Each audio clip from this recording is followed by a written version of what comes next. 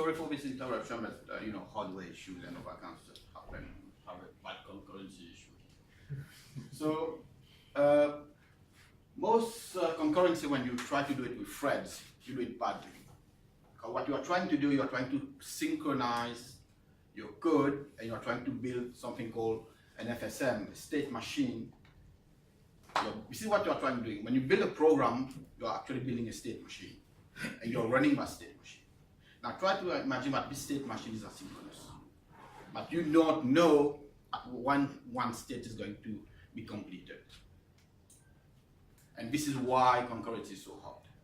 And to do it with threads, it's even harder.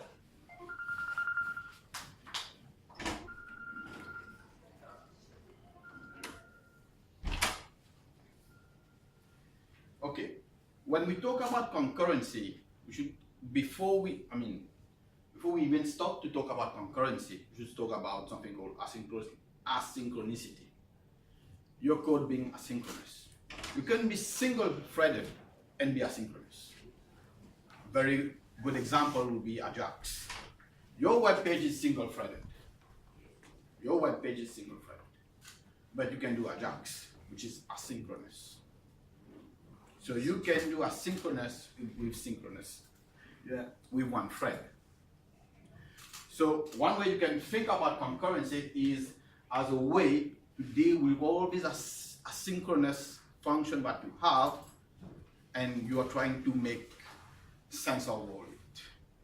For example, you're trying to read a file, but the file is not on your machine, it's on S3. You're taking that data. You don't know when you will get that data. And you want to copy it to an FTP server. When you write to that FTP server, you don't know when that data was written. You just know that you have two asynchronous processes. And concurrency is about making sense of it and reconciling those two asynchronous tasks. And right now, and I'm sure in this room, most of you do concurrency for threads, enable and all that kind of shit.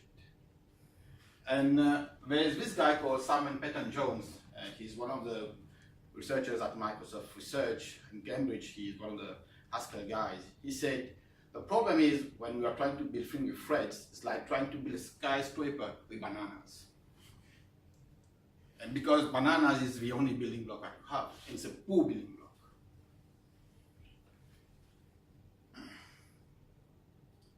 So, what is a thread? And by the way, when people come for interview, this is one of the questions I ask. And strangely enough, most people fail on that question. Threads is just a unit of execution. You just put some code and it's going to execute. When is it going to execute? We don't know. It's asynchronous. So, thread per se is not that difficult. You just have a piece of code and you have it executed. But it is the orchestration of those threads, it's orchestration of asynchronicity. That's where the difficulty comes into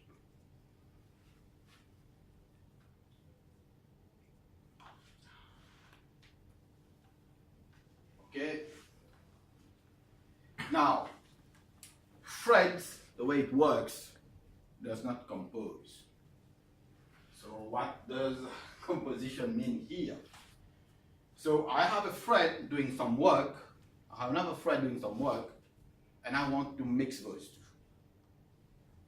The only way you can mix those two is to have like a global variable which is outside those threads, and have those two like have this external variable act like a shared memory so that you can communicate between those threads. And this is where the shit happens, at shared memory. This is where everything goes kaboom, this is where a missile goes off, and you lose satellite and all that kind of stuff. Because of that shared memory. But the thing is, you have that shared memory because thread does not compose. You can't have one thread talk to another thread without that third variable. That shared memory. And that's why you have had so many issues with threads. And one more thing is that I said earlier on, thread doesn't scale that much. There's so much thread you can generate on a machine. And when you generate all those threads, most of the time we are not doing anything. We're not doing computation. We're just waiting for some I/O. We are just doing context switching, and we are just waiting. We are not actually doing real computation. The number, I think, by Postgres team for the optimum amount of thread you can have on your machine is n+1. N being the number of threads, number of cores that you have on your machine, or hyperthread that you have on your machine, +1. That's the optimum value you can have. And they have done their research, they have done the numbers, that's the number they came out with. Of course, those numbers can change with time as hardware progress. It's not like fixed in stone, but you can see that it will not be like 10,000 threads for an 8-core machine. And context switching is very costly. If you've done high concurrency, how many of you have done that? So you must know context switching is a pain. Sometimes your machine just blocks. It's not doing any computation. It's just changing from one thread to another and not doing anything.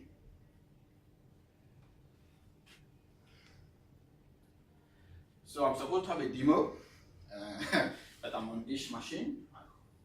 So I won't be able to do that. I'm just going to show you some of the code I've written.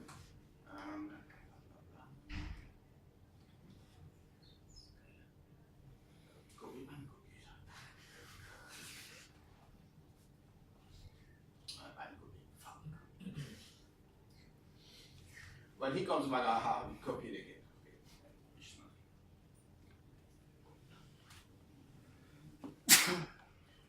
Anyhow, I will have those demo. I will have all of those slides. I will have it posted on MSCC DevCon site, so you can check those codes. You can go through it. Okay. So when you're synchronizing threads, there are like 3 main problems that you get. There's deadlock. Have anybody of you encountered deadlock? Yes. So what is a deadlock? You're waiting for one thing that your friend have. Yeah. Okay. Yeah. Okay, let me put that. He has this mobile. He has this bottle of water.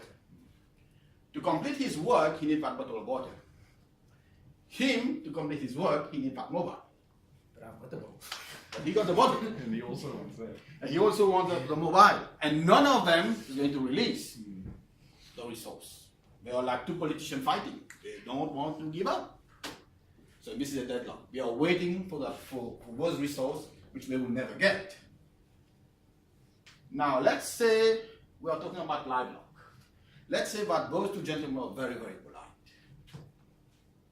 So he wants a bottle and he wants a mobile.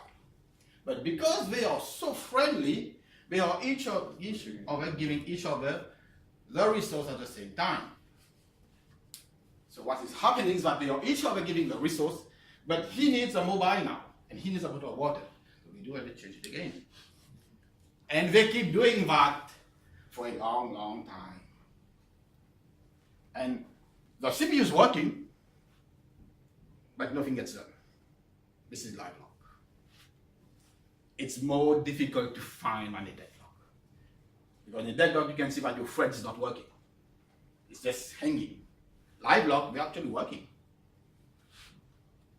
And one more thing, deadlock is like the Schrodinger's cat, the Heisenberg principle.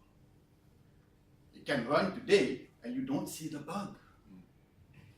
You put it on another machine, you have a bug. And you try to debug it, it doesn't appear.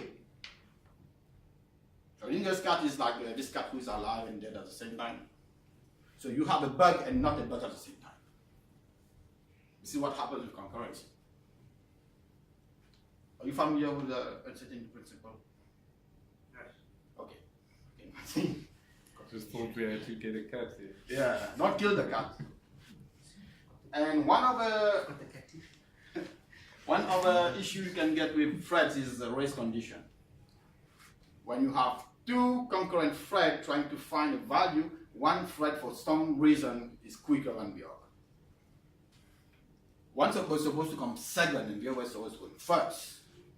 But for some reason, the second one comes first. And now you're starting. Now, this race condition can cause a deadlock all the life. Per se, the race condition won't give you that kind of problem, except for a dirty read or a dirty write. But it will cause a new line lock and deadlock. So this is what is happening right now in the world. And billions, let's be consolidated, millions of dollars being spent every year trying to solve those problems. Big companies are investing lots of money just to have those deadlocks removed from their code. But because we are using bananas, sorry, threads, it's very difficult to find those. It's very difficult to correct. Because you can find a bug today, when you run the code tomorrow on another machine, you don't find that bug. And no logs is going to help you. You will need other tools like tracing, monitoring, and all that kind of stuff to do that.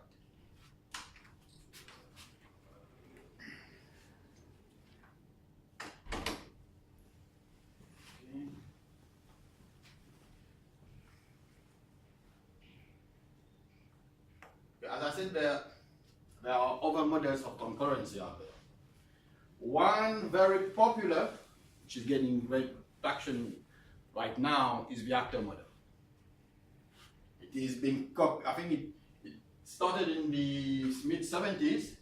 It started becoming very popular in 2010 with the a.k.a. project, and now they will have like 10 copies of the a.k.a. project. Microsoft has Roslyn. Where is it again? There's what project?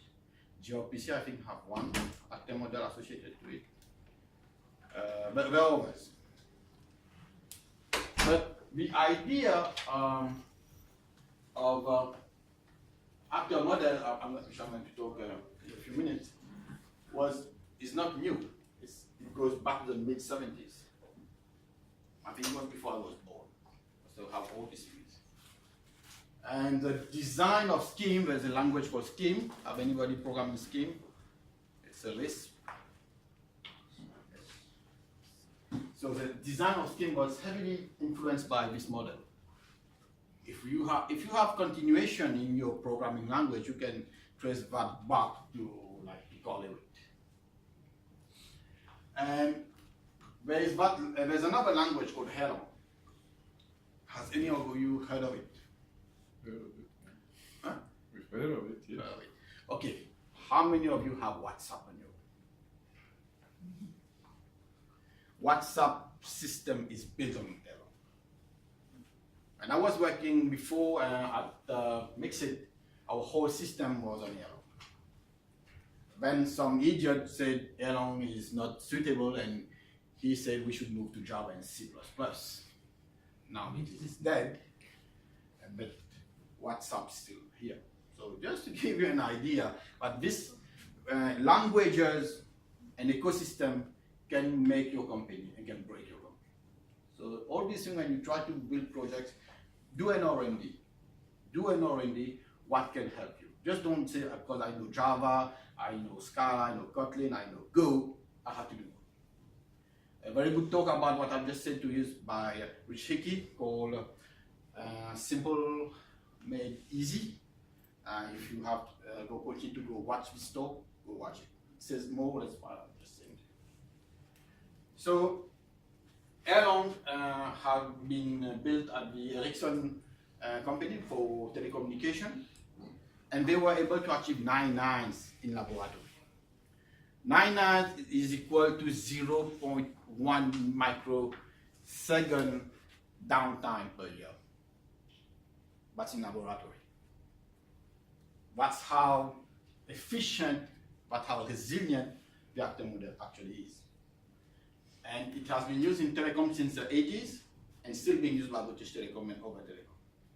And WhatsApp, I don't think, has WhatsApp ever gone down? Yes. How many seconds? How many days? Few, very low.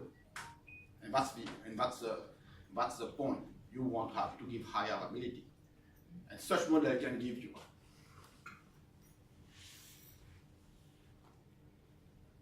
Okay, what is an actor? It's not the most release or whatever. So an actor is an abstraction. It's an object, so to speak. You can compute, you can communicate, you can store. Much like an object that you have in your programming languages. In fact, the main idea behind object-oriented is messaging and polymorphism. It's not about clusters, it's not about inheritance or all that kind of stuff. It's about messaging and polymorphism. And the actor model encapsulates that very, very, very nice.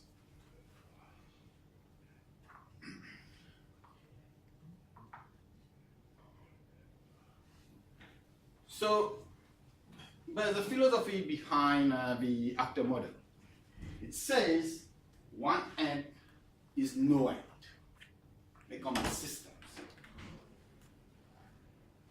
So what you need is you need a system of actors. You need a bunch of them. Just like one object is no object. Now one object in your program is procedural. That's what you're doing. You're doing procedural programming. And in the actor model, you need a bunch of them to be able to communicate. The messaging part is very important. So actors have something called a queue. So when you send a message to another actor, that message goes into a queue. And it processes those messages in a FIFO manner, first in, first out. Okay?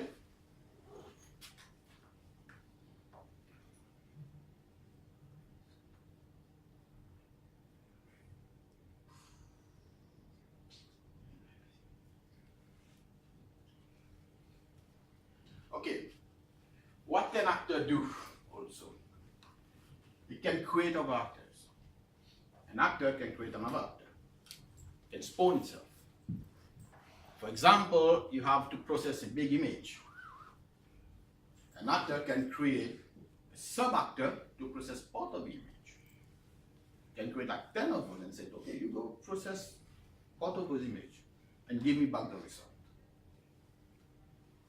Actor can send messages to other actors, provided they know the address of the other actors. For example, if I know your email address, I can send you a message. You see what actor does. And the messaging does not need to be in place. It doesn't need to be on the same computer. If it knows the address on another computer, it can send that message to another computer. This is called location transparency. It doesn't care about that location on where the actor is. It just needs to know the address. And try to imagine you writing a piece of software, but you want to scale across machine using threads. And compare to what model? Here I just say, I want 10 web servers. I create 10 actors. 5 on this machine, 5 on this machine. And I'm done. That's all I have to do. In fact, there's a web server called yours, written in Erlang, in which each process is a web server. And you can generate more, you can have more requests than your processor can even deal with. That's how good it is. So each process is an actor. If you want 10,000 web servers, just create 10,000 actors. You're done. You have 10,000 contacts on your WhatsApp, 10,000 actors. Very lightweight. And it can be very scalable. And not only that, you can distribute on many machines. Erlang is good at it. And I'll talk a bit about Erlang now. Okay, Erlang was developed by Joe Armstrong at Ericsson and still being used. Big gaming companies and, for example, WhatsApp, Facebook now is using it. Your Facebook chat, the thing that you use when your boss is not around, is written in Erlang. It's actor-oriented, it's distributed. It has a kind of prolog syntax, which is shitty. Prolog, if you've done prolog in the past, you know that the syntax is not the most appealing syntax. But there is a new language called Elixir, which runs on the Erlang VM. It's called the Beam VM. So you're actually using the Erlang ecosystem, but you're having a different syntax. And it has quite a nice syntax, which is Ruby-like, which is sexier. And I think people care about syntax.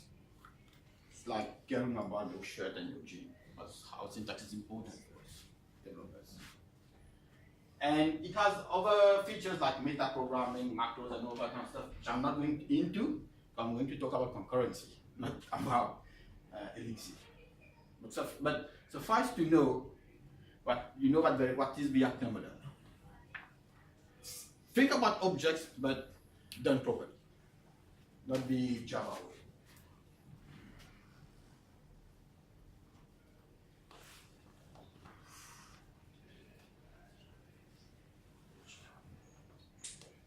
Okay.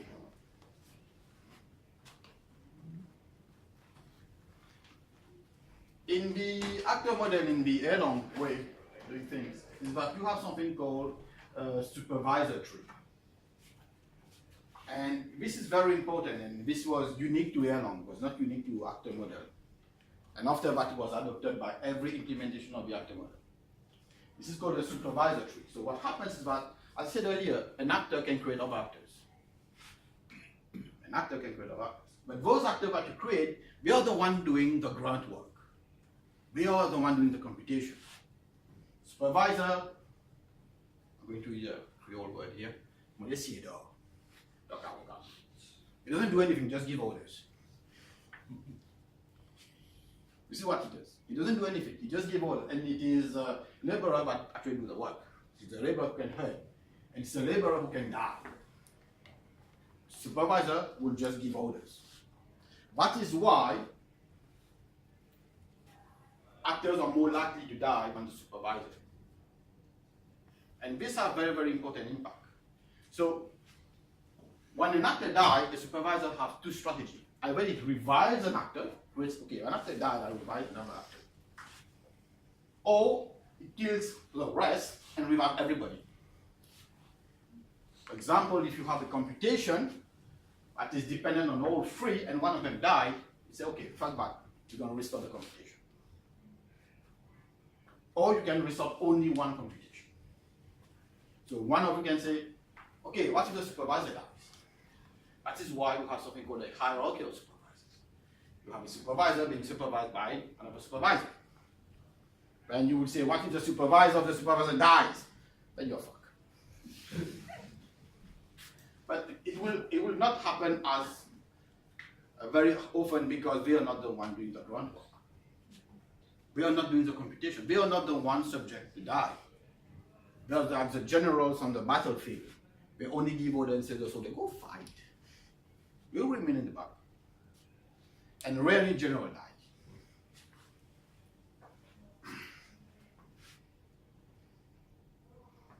So I already said to you what the supervisor does.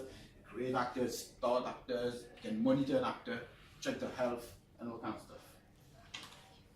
And this is key in giving you resiliency. This is key in giving you resiliency. Think about it, but one of your process, one of your computation died. One of your computation just died. If you are using thread, how would you check for it? How do you do that? You are processing a big image. You said to the actor, okay, have a big image for detecting black holes. It's big 4K. Now giving each part of the actor one part of the image to process. And one of them died. But you don't know if the one who died properly. You don't know that. So either you should start the whole computation, or you just say, okay, I'm going to be conservative. Okay, I'm going to just restart that one, and he's going to do the computation again. But will you take that risk for depending on how much risk you're willing to take? But this is very important. This is very, very important. But try to imagine doing the same thing with threads, monitoring your threads. Think about it. Think about you have one thread computing one part of your image, another thread doing that part, and one of them died. You don't even know if at this one thread died. It's very difficult to know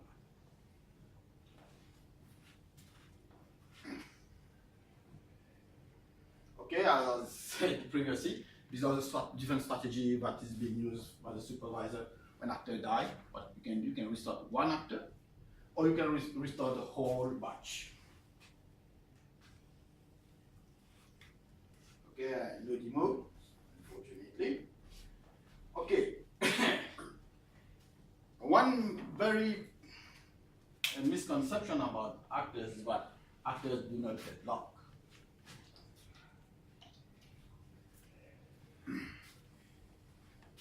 It's a very misconception. Okay, I have my two buddies here. I'm gonna use them as it's going to be actor A, actor B. He needs a message from A to do a computation. Then after that computation, he said, okay, this is a result of computation and he's going to die. Oh, I can see. And he, when he received that message after that computation, he will die. Sorry. Winter's coming. Everybody dies. But for that computation to happen, he needs to initiate that first message. Try to imagine that he never initiated that message.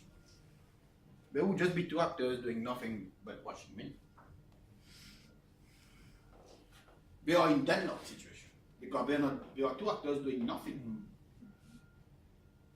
This is one way, and to break that deadlock, I can log into the VM, along VM and say, okay, A send a message to B, and he will do process, he will die, and he will die. Sorry. So this is what can happen with deadlock can happen with actor, but not live lock. Live lock is, I mean, I would be alive if I say it doesn't happen, but it has, the risk of happening is very, very low.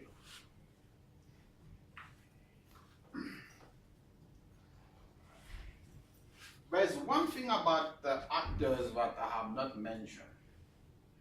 Actors do a fire and forget kind of message sending. He sends that message. He doesn't care whether this guy receives that message. He just knows he sends the message. He just knows he did his job. He just knows he did his job. And you, when you did your computation, before dying, you send your message. But you don't care whether this message is going to be received by him. It's like going to the post. You put your letter in the letter box. You don't know whether that letter is going to be received. And you don't know when it's going to be received. So be careful about that. It's not because you have actor model that you have concurrency for free. You still have some work to do. And one, two issue is that for a long, long time, this has been a big, big issue. Actor can change themselves. An actor, for example, in Erlang, suppose I am an FTP server. You send me a message and a piece of code, and you tell me now become that piece of code. This is how it works in Erlang. You can have like 10 FTP servers. You don't need those FTP servers anymore. You say, okay, 10 FTP servers now become web servers. You can send them a message and they can transform themselves based on the code that you send to them. It's code as data. And now it's very difficult now to trace the state of an actor. Is it an FTP server or a web server? Male or female? Stark or Lannister? And one more thing, actors do not compose. They can send messages to each other, but you cannot bind to actors together. You cannot say, given this message, for example, let's say composition will be like something like cos and sine. The output of sine can be used by cos, and thereby you have composed to function. You can't do that with actors. An actor may not return you any message. You can absorb a message like a black hole, but not give you any message back. And you cannot compose actors. So one way where composition of actors may become a very important issue is in STM. For example, you have a bank account. You want to compose transaction of bank accounts. You won't be able to do that with actor. So you have one actor who can do one transaction. You won't have like 10 actors that can do transaction across 10 accounts. It doesn't compose.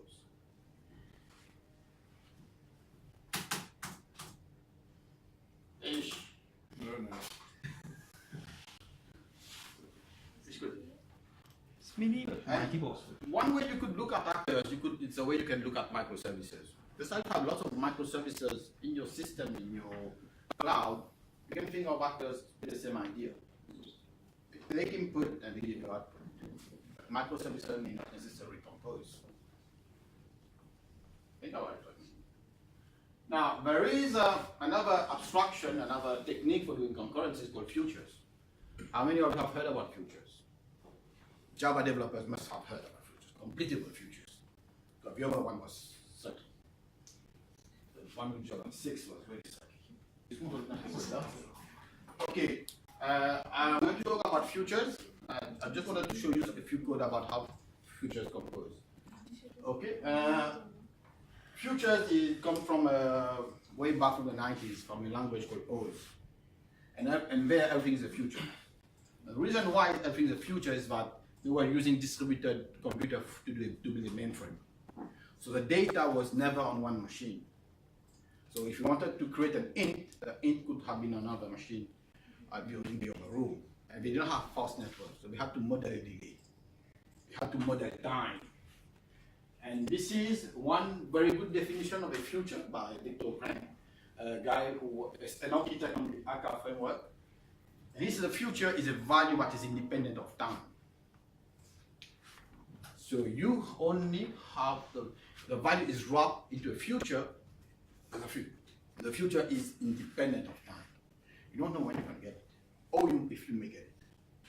If you put a timeout on that, and if the timeout is less, you have an exception. You did source means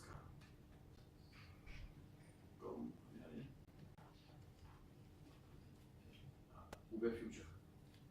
Where did it explain how easy? Overhead of the idea. Okay, this is a simple idea of what a future can look like. This is Scala code, but it's very easy. Definition of a function. And here I have a function called get4, which just return me a future of 4. Future of success will just say that I'm going to successfully return you a 4. Can you zoom in, please? Zoom.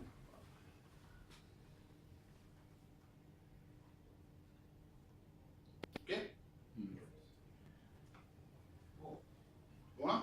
Which bit? Encore. Ah, yes.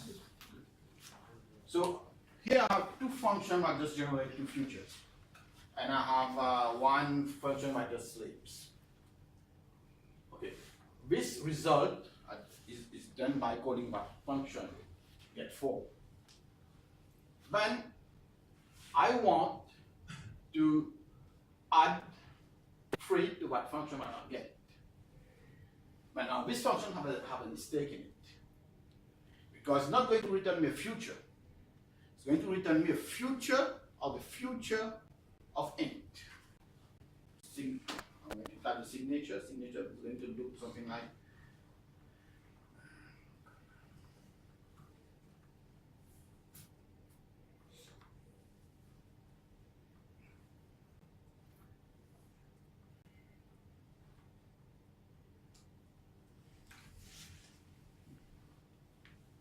the reason why is that when I do mapping, it extracts that value and it's going to apply that to that function, but itself returns a future. So we have a future inside another future. So there's one particular function that actually gives you back a future. It's a wrap, it unwraps that future in the future. And that function is my very good friend, the badass. If you use languages like Haskell, you use languages like, even if the completable future, you must have flat map. In a monad theory, category theory, they say this is called a bind. It's a way of removing. It's like have a box inside a box. Sorry, sir. So that's, for example, you have a bottle of water inside a box. The box represents your future. This box itself is inside of the future, but you only want the future. You only want the outer box. This is what flat map does. It's going to remove it from the inner box and put it into the outer box. Now, let's say you have a list of futures. A list of futures. It's going to return you a sequence of future int. But with this, now this is a very simple computation. Try to think about this computation finishes first before this one. Or you want only to have a list with completed values. You need all the values. So one way you can revert that, you can do a sequence. I don't want to go too much into the functional programming because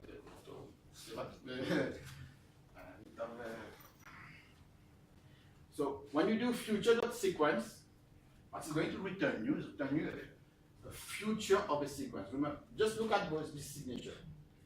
Sec of future, then future of sec. It just inverts those two.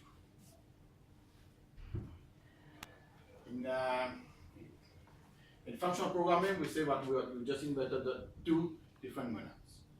We have one container, it's like having this container, which contains the water, and you have this thing, you have put this in. Now when you say sequence, you do the reverse. So it's a bottle of water that contains a bin, and the bin contains the water. I can't do that in real life, but just can imagine how it is.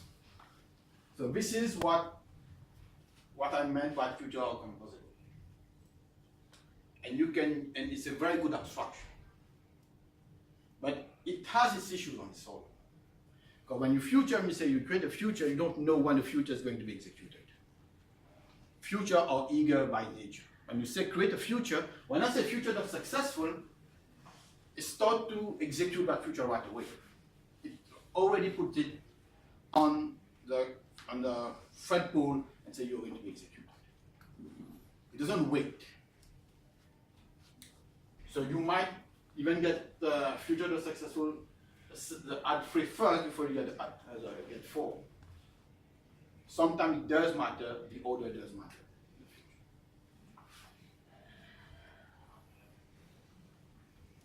Okay? Okay. Futures, our issue with futures, it's not like a silver bullet, but it solves a lot of problems. Future is not referentially transparent. It means that a future, if you execute it like 3 or 4 times, one after the other, you get a different result. This is what we mean by being referentially transparent. For example, cos and sin are referentially transparent because you get the same value every time. Not the same thing with future. Future doesn't describe your execution. It doesn't say, you just know when you're executing a future, you're getting an int. It doesn't describe the execution. The order of combinators do matter. The order in which you apply your flat map, your map, do matter. If you apply a flat map to a future that has not already been put on the conveyor belt on the execution context, you would wait for that first future to execute and be completed, then you start to execute the second. But if you have started both futures, then you do a flat map, both of the execution would be going parallel, but it would be like the flat map would look like an and then. So the order do matter. And the thing with futures, you have to pass around the execution context. The execution context would be your thread pool and all kinds of stuff. Okay? This is telling me about that. almost out of time. So I will go very quickly for another paradigm called tasks. Tasks is almost same as future, except that they are lazy. Except that they are lazy, and you only execute a task.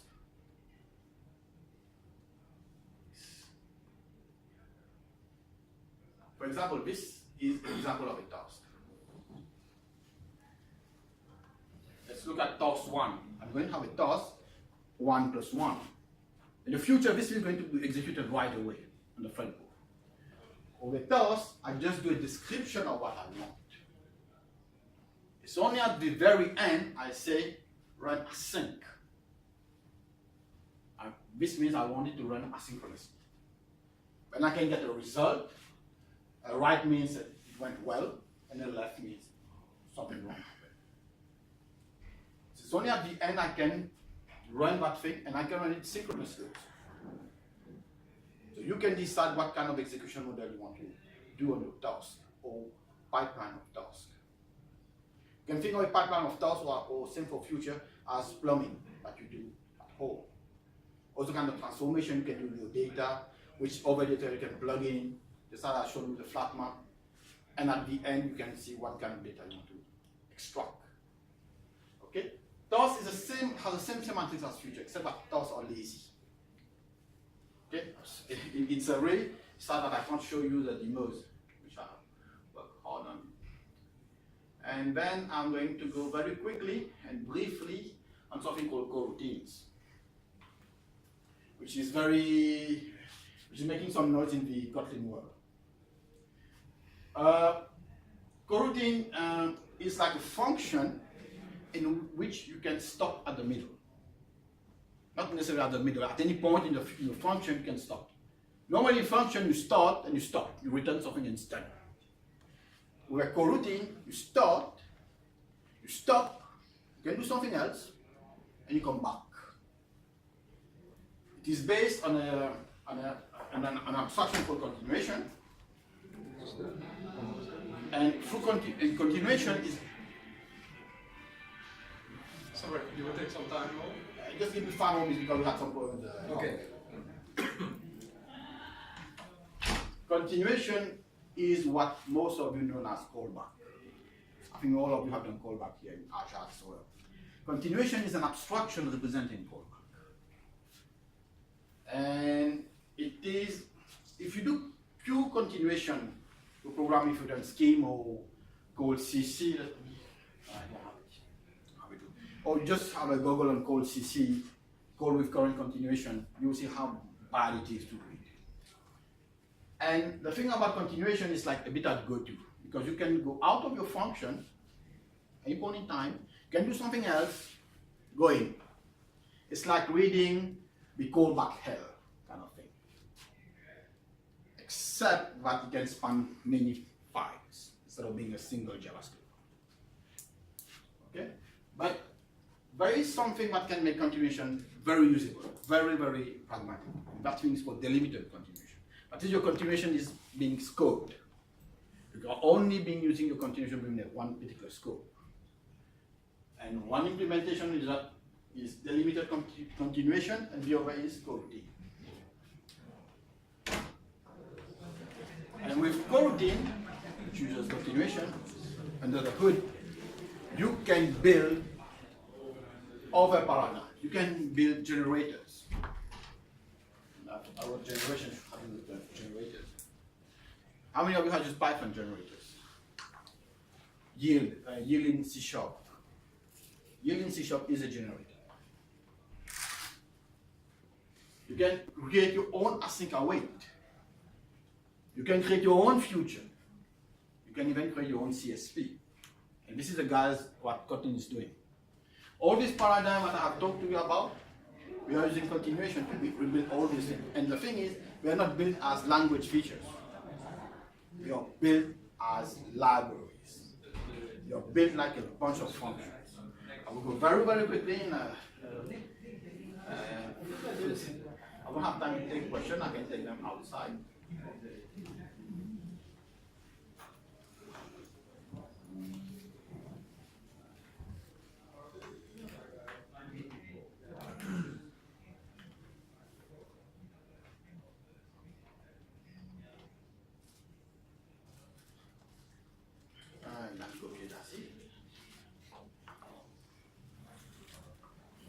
it's not that I'm going to. So, really not my day. Really not my day. Okay, with continuation, you can create your own generator. You can have your own callbacks. You can create your own try catch if you want. You can have something that stop, and after going out of your function, you can do something else and come back into your function, just like a callback, except it's more cleaner. You don't have to depend on the order, on the continuation, in the inner scope. This is what happened with callback.